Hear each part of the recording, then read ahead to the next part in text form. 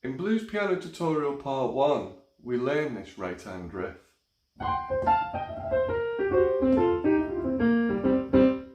We also looked at this right hand lick.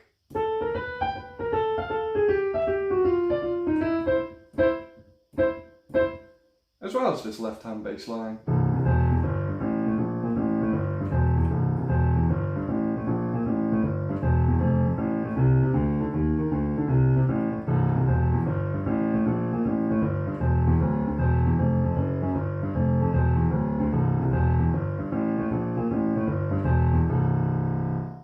In Blues Piano Tutorial Part 2, we learn this right hand riff.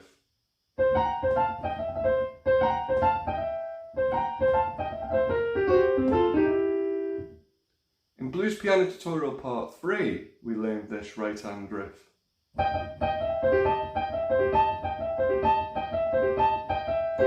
As well as this right hand lick. In Blues Piano Tutorial Part 4, we learned this right hand riff. As well as a couple of other different variations. Another right hand riff that you can use with this bass line, or any other for that matter, is this. Okay, so what am I doing there? Okay, so I'm playing the notes E flat and G together. Then while holding down G, I'm going to slide into E from E flat. Then from here, I'm going to play F and A together. Then from here, I'm going to go back to E flat and G, but this time, I'm going to quickly slide from the E flat into E as a grace note. And at the same time, I'm going to lift up off the G. Then from here, I'm going to play G, E, C, A. Then from here, I'm going to play G and C together. Then from here, I'm going to play A on its own. So again, the notes are E flat and G, hold down G, slide into E from E flat, then play F and A, then E flat and G, but quickly slide from E flat to E while lifting up off G. Then play G, then E, then C, then A, then I'm going to play G and C together, then A on its own. The fingers you could use to play this riff, you could use the middle finger and little finger for E flat and G, hold down G with the little finger, slide into E from E flat with the middle finger, then use the middle finger and little finger to play F and A together. Then go back to E flat and G with the same fingers, the middle finger and little finger. Quickly slide into E while lifting the little finger off G.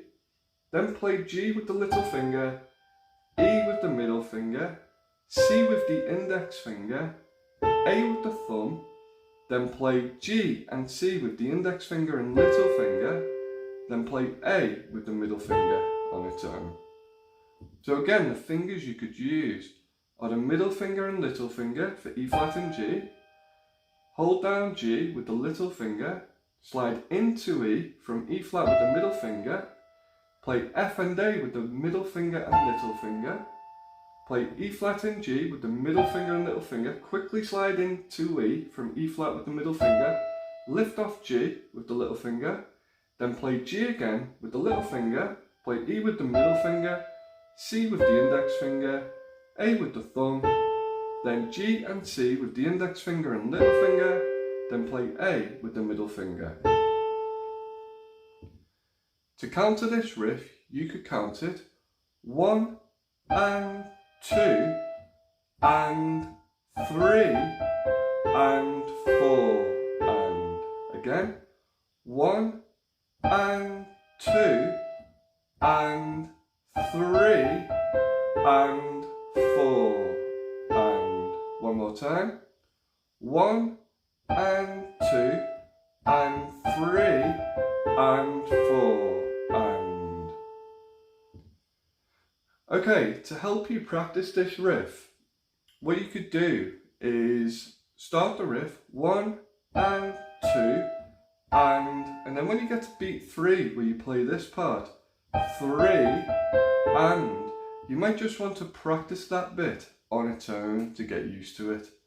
So what you could do is play E flat and G, slide into E while lifting off G with the little finger, and then just play G, E, C, A. And you just want to practice that part on its own, because the important thing is that you play the A on the and of beat 3.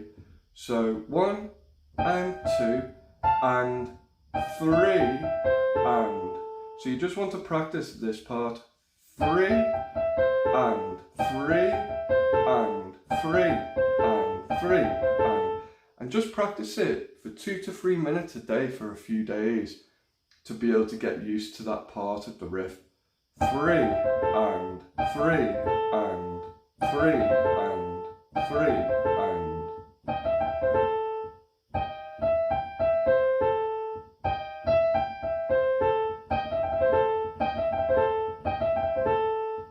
So the two important things to remember are, number 1, to start the riff on the and of beat 1.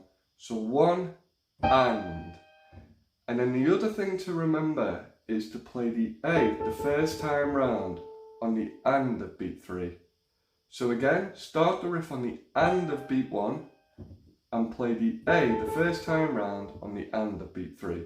So 1 and 2 and 3 and 4 and. One more time. 1 and 2 and 3 and 4 and. Okay, so now what we're going to do is we're going to look at 2 different variations of this riff. And the variations are quite simple in the fact that all we're going to do is add a note at the end, or 2 notes in fact. So the first variation, or variation 1, we're going to add the notes E and C together, played twice at the end of the riff, and it sounds like this.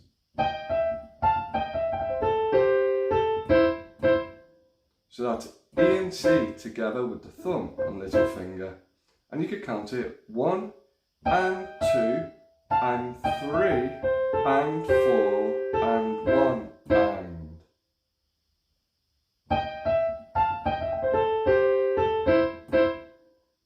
The second variation, or variation 2, we're going to do exactly the same, but instead of E and C, we're going to play E flat instead of the E.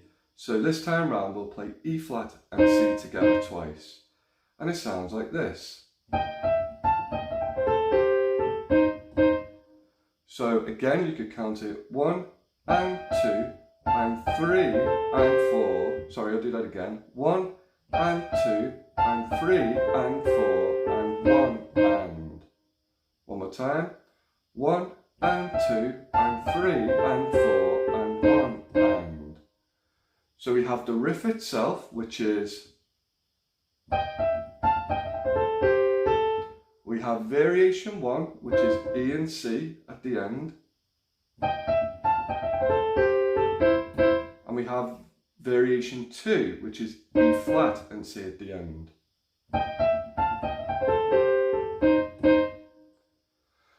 Okay, another thing that we can do is we can carry the riff down the piano.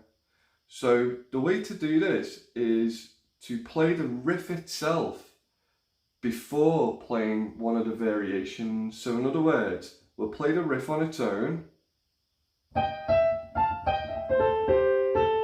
and then we'll start the riff again, but an octave below than where we started. So if we started here, we would then start the riff here with either variation.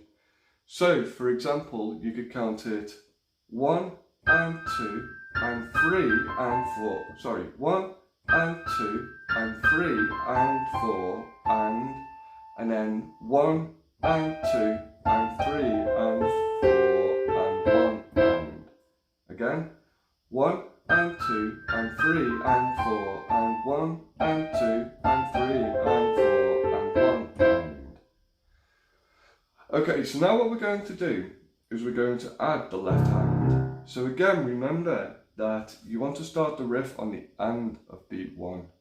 So this would mean that when we start with C in the bass, you would start it on the octave note. So 1 and 2 and 3 and 4 and then if you wanted to play the extension or the variation, 1 and. So what I'm going to do now is I'm going to play through the 12-bar blues form, and when I play C in the bass, I'm going to play variation 1, which is E and C. When I play F in the bass, I'm going to play variation 2, which is E flat and C in the right hand, or variation 2 with F in the bass. Then when I get to bar 9 from D, I'm going to play the riff on its own, so, and then I'm going to start the riff again, but I'm going to play variation 1 from bar 10. So all together in context, this sounds like this.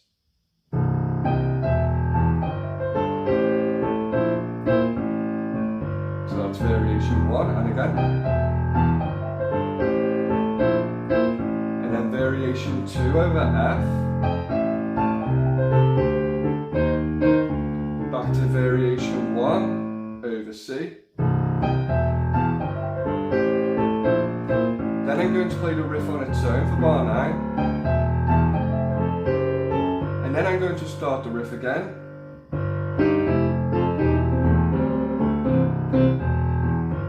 And if you want to, you can start it up here instead on bar 9. So.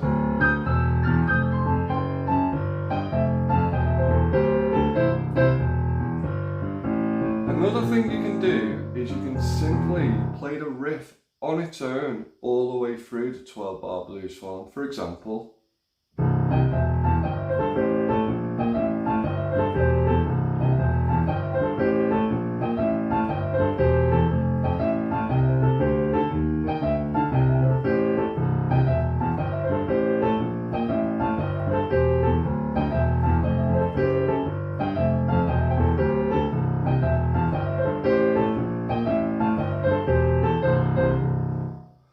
okay, so, but I like to give it a little variation, which is why I add the variation 1 and variation 2 over C and F. So I'll play through one more time, and again I'll play variation 1 over C, variation 2 over F, then I'll play the riff on its own, but this time what I'll do is I'll keep it within the same octave in the right hand. So I'll play the riff, and then I'll repeat variation 1 within the same octave over bars 9 and 10. So variation 1, variation 2,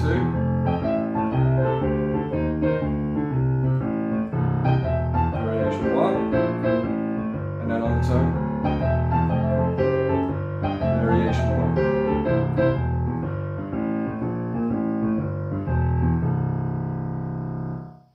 A more simplified version of this riff that you could do is when you play the E flat and G, and you go up to E and then you play G, E, C, A. What you could do to simplify this is instead you could play E flat and G, quickly slide to the E, but instead of going up to the G, hold down G when you slide into the E and simply play the C and then the A. So you just get this sound. So in context, 1 and 2 and 3 and 4 and again 1, 1, 1 and 2 and 3 and 4 and. So with the left hand, you could also count it actually as 1 and 2 and triple it 4 and again 1 and 2 and triple it 4 and with the left hand it would sound like this: 1 and 2 and triple it 4 and 1 and 2 and triple it 4 So again, it's up to you whether you want to use variation 1 with C, variation 2 with F, and then just play the riff on its own over bar 9, you know, so. And then on bars 10, play the full riff as variation 1 to get back to C.